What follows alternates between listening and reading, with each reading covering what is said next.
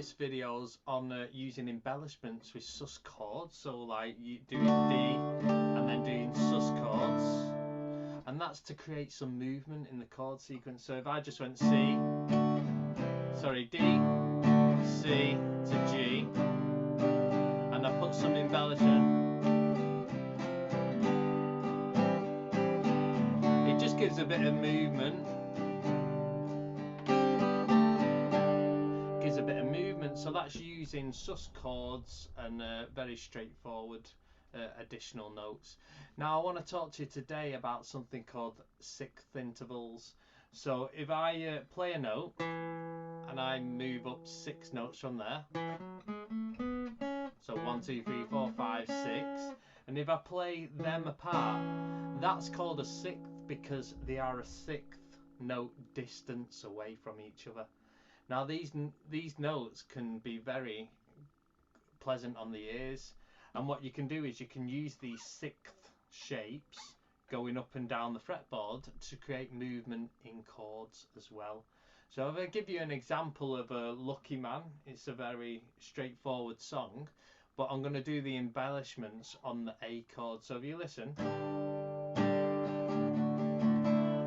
I did some on the D there. So keep it simple, so G, D, and then A. Now I'm going to use the embellishments of 6s on the A.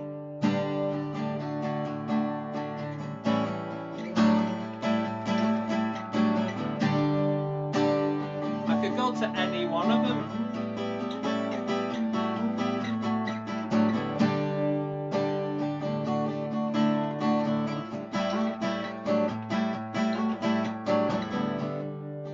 So that really, all them notes, all them chords are replacing when I just stay on that A. So you can imagine the equivalent for just staying on the A and then doing something interesting. Now you might not need to do anything as dramatic as what I did. You might do just a little simple and just do the next shape, or even that just subtle thing adds a really great interest. So we need to learn them shapes, and then I'm going to show you how to implement them into the chord. So here, this is what the shapes look like. So if we start on the first shape, it's an A7, and you can see the tab music. This is how it stacks up. This is your 5th string of 0, and the 4th strings are 2, and then the 3rd strings are 0, then the 2nd strings are 2nd fret, and then a 0. So that should stack up like this. Okay. Now what I want you to do is use the 2nd finger here, because when you're moving up to the next shape, you can use your 3rd finger on a different fret. So you're only going to have these 2 shapes. You're either going to have that shape where it's parallel and it's the same fret, or you're going to have this shape where this one's a fret ahead and that one's a fret behind. So you're either going to have that shape or that shape. So if I play the shapes going up, watch. That's the first shape I was on about. Then it goes to the 2nd shape, back to the 1st shape, see it's parallel, keep on the 1st shape, then to the 2nd shape, stays on that, then back to the 1st shape, the last 2 shapes. Alright, so this 2nd finger stays on this 4th string constantly, and it's your 1st and 3rd finger that are altering. So you've either got the parallel shape where it's on the same fret, this is on the 2nd string, see there? Or you've got it where this is on the fret behind. Okay, so let's just go up the tab music. So you've got this A7 shape. So the next shape, on the 4th string you've got the 4th fret, and on the 2nd string you've got the 3rd fret. So that should sound like this. It should look like this. So see there? So this is on the 4th fret, that's on the 3rd. So when I say the numbers, I'll say 2 and 2. I mean the top one's 2 and the bottom one's 2. And then if I say 4 and 3, I mean the top note here is 4 and that's a 3.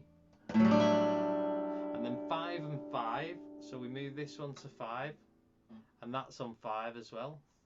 And then 7 and 7, so you're keeping that shape, moving it up 2 frets. And then 9 and 8, so you want to move this one to 9, see there?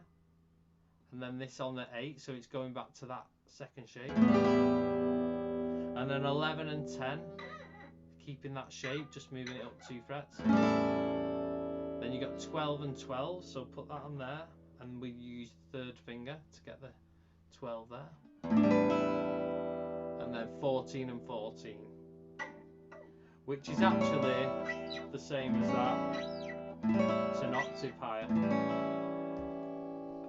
So I'm going to show you that on the here. So you got 2 and 2, then 4 and 3. Then you got 5 and 5.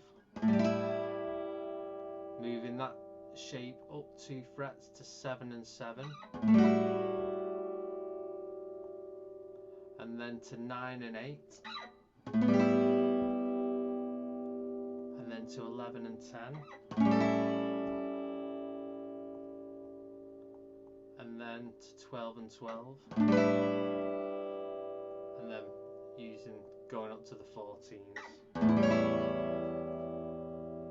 So you can practice that, maybe pause it, work on it. I'm going to show you the shapes just going up, so there.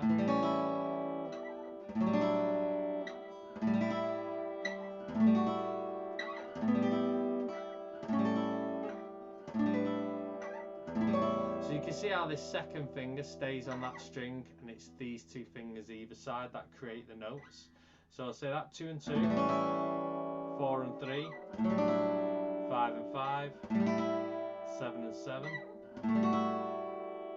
9 and 8, 11 and 10, 12 and 12, 14s. Okay, so how to put that in a sequence. So we're just gonna, I'll show you a sequence that I'm going to use this lucky man, which is down here. So you got G for 2 beats, 1, 2, and then D for 2 beats, 1, 2, and then you got this A7 chord for 4, 1, 2, 3, 4. Now within that A7 chord, you can go to any of them shapes. You can go to that shape for the full bar, or you could go to numerous shapes in there. Literally, you can do any of these shapes at any time during that A7 there. So I might, let's get the G and the D. So G to D. So that's the start of it. And then you can do a full 4 beats of any of them shapes. So I might go to the 5s there like that and just play that for the 4 beats. So watch this.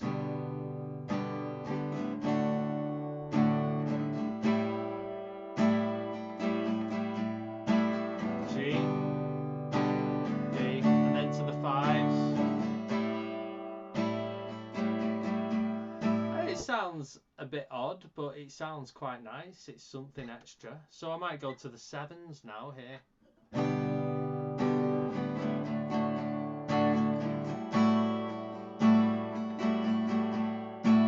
So that causes a bit of tension, which makes you want to go to another note, but tension's sometimes good. That's keeping interest. So I might go to the 4 and the 3 now.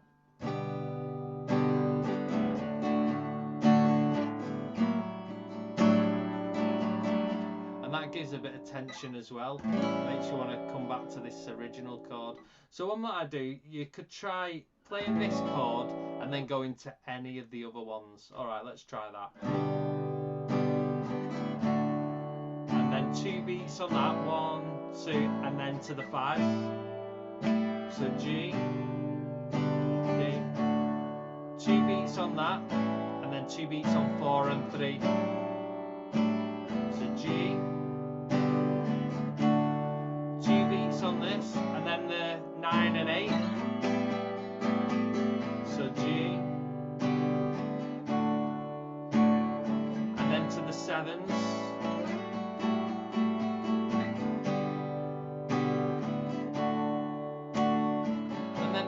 12s.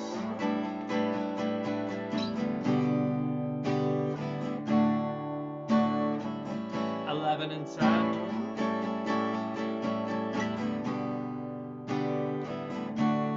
I might want to do a chord for each beat, so 1, 2, 3, 4.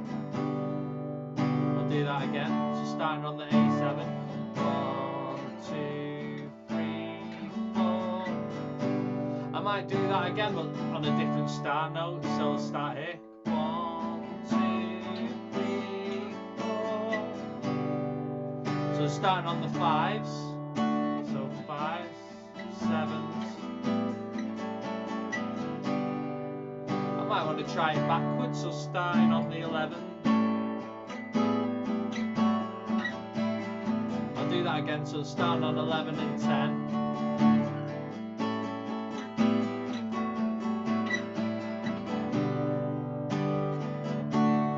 Okay, so you can see that there's unlimited options. You can start on any of them, and then you can go to any other shape within that, all on that A7 chord, so they can be replaced by it, and you're starting to add some interest. Now that's just one chord. You can actually use these shapes if you find out what they are in the different chords. You can be doing this on your whole sequence. Now that might be a bit overkill, so it's the key to it is to use it subtly, not over the top. And that's where you watch guitarists and they're doing all these added extra little things with these notes, and basically they're just using little embellishments, but they're doing it sparingly, and that's what makes it sound good. Otherwise, you will, if I was to overkill it, you'd be like, oh, I can't hear the song, you're messing about too much. Alright, I hope that helps. A bit of an interesting bit of theory video, but you can put it into something practical. So, alright, thank you.